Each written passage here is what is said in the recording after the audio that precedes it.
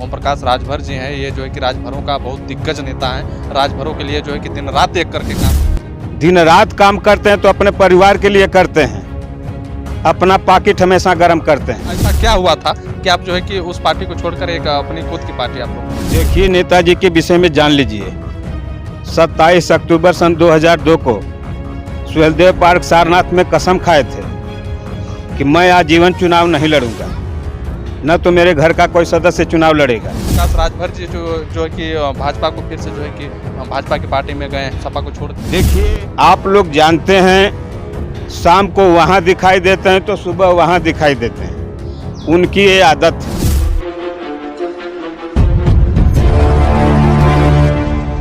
नमस्कार, जैसा कि बता दें कि अभी हम जनपद गाजीपुर में हैं और कहीं न कहीं गाजीपुर की जो सियासत है बिल्कुल गर्माहट सी दिखाई दे रही है।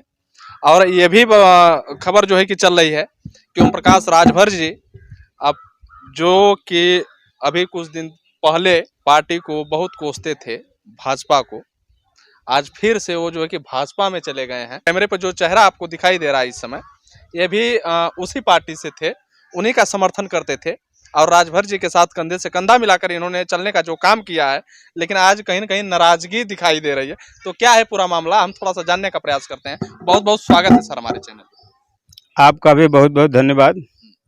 आपके दर्शकों को बहुत बहुत धन्यवाद। मेरा नाम रामशरण राजभर है। मैं सुहेलदेव स्वाभिमान पार्टी का जिला अध्यक्ष गाजीपुर जी। लेकिन पहले जो है कि राजभर जी के साथ आपको देखा जा रहा था। जी। ऐसा क्या हुआ था कि आप जो है कि उस पार्टी को छोड़कर एक अपनी खुद की पार्टी आप लोग बनाए? देखें, जिस पार्टी की आप बात कर रहे हैं उसका नेता ठीक नहीं है। वो राजभर समाज की ठेकेदारी करते हैं।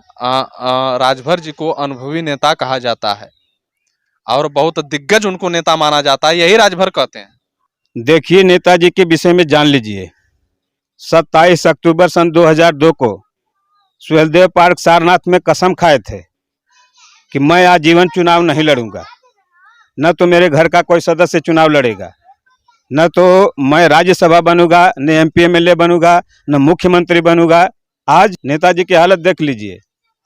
कार्यकर्ताओं को सिर्फ बेचने का काम करते हैं, राजभर समाज को बेचने का काम करते हैं। राजभर समाज इस बात को जान गया है, ओम प्रकाश राजभर से दूर हो गया है। क्या लग रहा है कि कहीं न कहीं मैं किसी पार्टी का नाम नहीं ले रहा हूं, लेकिन जितने पार्टी के नेता हैं कहीं न कहीं जाति और धर्म के नाम पे जो है कि रणनीति बनाते हैं? क्या ये? देखिए, जाति धर्म की राजनीति नहीं है। हमारे पार्टी का नाम है सुहेलदेव स्वाभिमान पार्टी।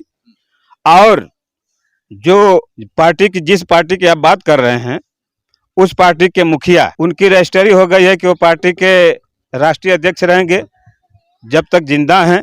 उनके मरने के बाद उनका बेटा मुख्यमंत्री रहेगा, उनका बेटा जो है राष्ट्रीय अध्यक्ष बनेंगे। राजभर समाज कहीं का नहीं है, वो राजभर समाज को छोड़ दिए हैं।